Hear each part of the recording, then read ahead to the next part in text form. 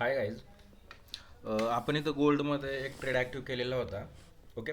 तर इथं आपण मिनी लॉटची हाफ क्वांटिटी घेतलेली, म्हणजे 0.05 आपण इथं क्वांटिटी घेतलेली.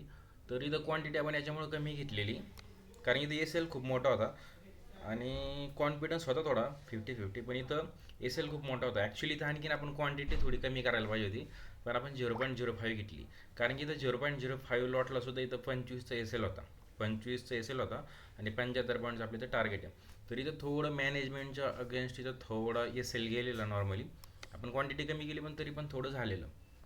तर त्यामुळे लक्षात ठेवा की जेव्हा आपण ट्रेड घेतलं मॅनेज करताना की क्वांटिटीमध्ये मॅनेज करा. माझ्याकडून थोडी गडबड झाली आज मॅनेज करण्यामध्ये, पण ठीक आहे. आज प्रॉफिटला गेला ट्रेड. बाय चान्स जर एस एलकडे गेला असता तर कदाचित आज मला एक $25 एका ट्रेडमध्ये एस एल म्हणजे भेटला असता, जेणेकरून आत्तापर्यंत एवढा मोठा एस एल आपल्याला भेटलेला नाही कधी. इथं बघू शकता एक $10 $9 असे लॉसेस झालेले. $10च्या पुढे लॉस एकदाही नाही झाला आपल्याला, कारण आपण मॅनेज केले. पण आजचा लॉस थोडा मोठा होता. झाला असता तर आज $25 एस एल गेला असता.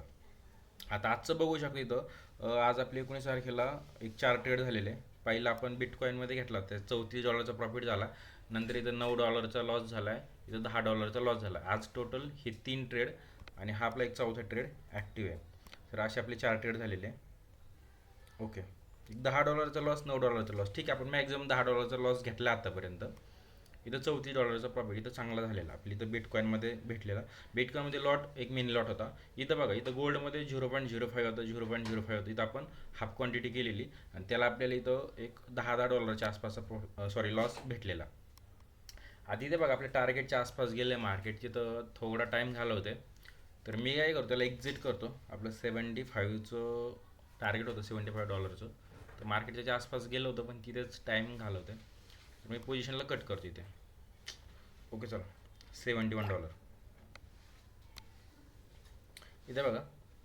क्वांटिटी आपली सेम आहे 0.05. त्या क्वांटिटी आपली इथं एक चांगला प्रॉफिट झाला आहे आपल्याला. आता याच्या पाठीमागचं आपण लॉजिक पण बघूया. ॲक्च्युली हा ट्रेड आहे ना खूप मोठा प्रॉफिट देऊ शकतो. म्हणजे याला मी ओव्हरनाईट पण ठेवू शकत होतो. जर याला ओव्हरनाईट ठेवलं असतं कदाचित 1:6, 7, 10 पर्यंत पण आपल्याला प्रॉफिट भेटला असता. पण एक 1:3च्या हिशोबाने मी याला काढून टाकलं, कारण की ऑलरेडी 2 ट्रेड इथं आजचे लॉसला गेलेले. इथं बघ, हे 2 ट्रेड लॉसचे गेलेले. तर मी इथं जर कदाचित मार्केट रिव्हर्स फिरलं तर हा एक चांगला प्रॉफिट आहे. परत तो लॉसमध्ये कन्वर्ट होईल. त्यामुळे मी त्याला ओव्हरनाईट ठेवत नाही. आता याच्या पाठीमागचं आपण लॉजिक पण बघूया. ओके. तर फर्स्ट ऑफ ऑल आपण 1 आवरमध्ये बघू. तर 1 आवरमध्ये काय दिसतंय की ते बघा, 1 आवरमध्ये काय झालं की मार्केट अप साईडला आहे. आता इथं बघा, मार्केट इथून वरती गेलेलं, नंतर खाली पडलं, नंतर इथं परत व्हॉलेटिलिटी क्रिएट केली. इथं बघा एक स्पाईक मारला, खाली पडलं. पण एवढा मोठा स्पाईक मारून खाली येऊन पण परत वरती गेलं मार्केट. ओके. परत इथं खाली रिट्रेस होतं. याचा अर्थ काय की मार्केट इथं अपसाईडला काय करतोय, अपसाईडला हॉल्ट करतोय. ओके, हे आपण बघितलं. नंतर आपण काय केलं, आपण 5 मिनिटमध्ये शिफ्ट झालो. 5 मिनिटमध्ये शिफ्ट झाल्यानंतर आपण काय बघितलं की इथं बघा, इथं एक छोटासा एक सपोर्ट होता मार्केटने. बघा इथं मार्केट खाली पडली, तर सपोर्टवरती आलं, इथं सपोर्ट घेतला, त्यानंतर वरती गेलं. ओके.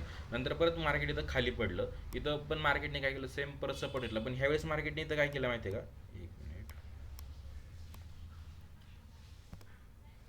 एकदा तुम्हाला व्यवस्थित दाखवतो. इथे बघा, इथे एक हॅमर बनला. ओके. इथं हा हॅमर बनला. मग मी काय केलं, ह्या हॅमरच्या ब्रेकआउटला लगेच इथं काय केलं, हॅमरच्या ब्रेकआउटला इथं ट्रेड ॲक्टिव्ह केला. ओके. इथं ट्रेड ॲक्टिव्ह केला, इथे एस एल ठेवला आणि याचं आपण 1:3चं टार्गेट ठेवलं होतं, जे की आपलं 1:3चं टार्गेट अचीव झालं आहे. ओके. आणि दुसरी गोष्ट, इथं मला काय वाटलेलं माहिती आहे का, की इथं मार्केट सपोर्ट घेतं, इथं हॅमर बनली, इथून वरती जाणार.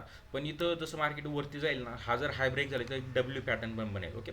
पण इथपर्यंत जर आपण वाट बघितली असती, इथला डब्ल्यू याची नेकलाईन ब्रेक होण्यासाठी इथपर्यंत जर आपण वाट बघितली असती, तर इथं आपण एंट्री इथे झाली असती. इथे एस खाली ठेवायला लागला असता, म्हणजे एस खूप मोठा झाला असता. आणि याच्या 1:2, 1:3 टार्गेट घेण्यासाठी आपल्याला कदाचित म्हणजे ओव्हरनाईट पोझिशन ठेवायला लागली असती. आणि जे की मला नको, त्यामुळे मग मी इथे ट्रेड घेतलेला. हा पण याला थोडं रिस्की पण ट्रेड बोलू शकतो, कारण की रिस्क कशासाठी की मी क्वांटिटीत मॅनेज करायचा ट्राय केला, पण तरी पण लॉस एवढं कमी माझ्याकडून झाला नाही. एक $25चा लॉस होता इथे. तर यातून तुम्ही एक गोष्ट ही घ्या की जेव्हा आपण मॅनेज कराल तर त्याला क्वांटिटीमध्ये मॅनेज करा. मी ट्राय केलं क्वांटिटीमध्ये मॅनेज करायचं, पण माझ्याकडून एवढं काय झालं नाही. तर हमेशा लक्षात ठेवा, बऱ्यापैकी मी इथं मॅनेज केली. इथं बघा पाठीमागचे पण ट्रेड बघा, इथे पण बघा, इथं आपले लॉसेस जास्त नाही. इथं बघा $10, $7, $10, त्याच्या आतमध्ये लॉसेस नाही. इथं आपण $4ला कट केलं पोझिशन, $2. जिथं आपल्याला कॉन्फिडन्स, जिथं आपण छोट्या याच्यामध्ये पण पोझिशनला कट करतोय. ओके. तर इथं मी तुम्हाला आत्तापर्यंत सगळ्या ओव्हरऑल मॅनेजमेंटच्याच गोष्टी दाखवतोय. आज पण मॅनेजमेंटचीच गोष्ट दाखवली. फक्त आज आपण एक लॉजिक पण डिस्कस केलं बऱ्यापैकी. याच्या आधी पण करत होतो. आज पण लॉजिक डिस्कस केलं की जिथे तुम्हाला प्रॉपर सेटअप बनतोय तुमचा, किंवा जिथे तुम्हाला प्रॉपर वाटतंय की नाही मार्केट इथं आता आपल्याला एंट्री देत आहे किंवा एंट्री तर भेटते, तर एंट्री घ्या, बिंदास घ्या. फक्त एंट्री घेतल्यानंतर काय करायचं, स्टॉप लॉस लावायचं स्ट्रिक्टली तुम्हाला, आणि त्याचं मिनिमम 1:2 टार्गेट ठेवायचं म्हणजे ठेवायचं.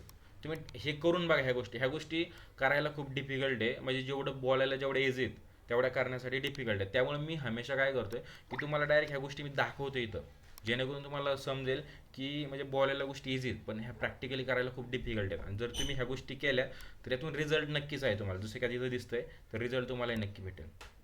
तर चला, आपण इथून पुढे अशाच गोष्टी डिस्कस करत राहू. आणि बघूया, मी आता हळूहळू जसं तुम्हाला बोललो तसं ट्राय करतोय की चांगले चांगले व्हिडिओ तुमच्यासाठी घेऊन येण्याचे. आणि बघूया आपण पुढे चालून एखाद्या सेटअपवरती पण डिस्कशन करूया, किंवा बऱ्याचशा काही गोष्टी प्राइस सेक्शन वगैरे आणखी नवीन नवीन काही गोष्टी आहेत येणाऱ्या व्हिडिओमध्ये, त्याच्यावरती पण डिस्कशन करूया. चला, बाय बाय.